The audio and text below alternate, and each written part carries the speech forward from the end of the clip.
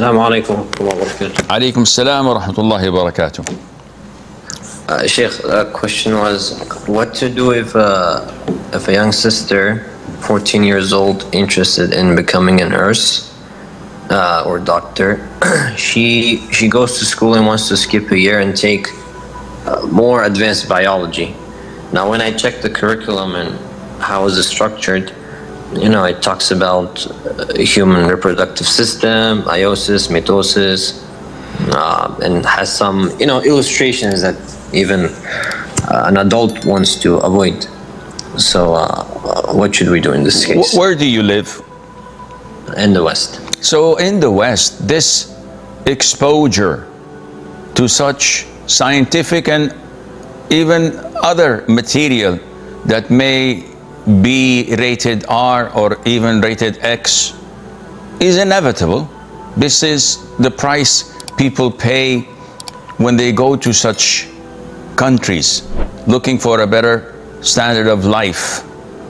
Now, working as a nurse or as a doctor for a female, because the same goes for men, even boys are exploited to such things.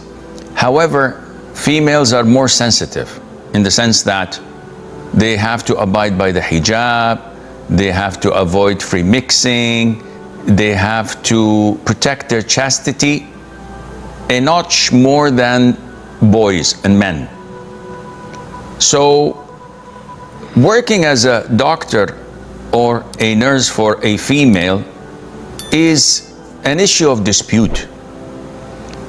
The thing that I'm inclined to is if a girl or a woman is fully abiding by hijab and by the Islamic etiquette of dealing with the opposite gender, no chit-chatting, no socializing, very serious, to the point, not free mixing, I believe that this is a good thing to do, inshallah, because the society needs female nurses and female doctors.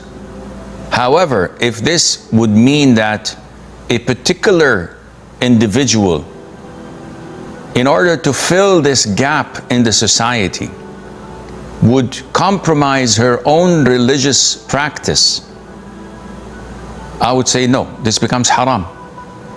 Because it's a no-brainer that you have to save yourself first, then save humanity.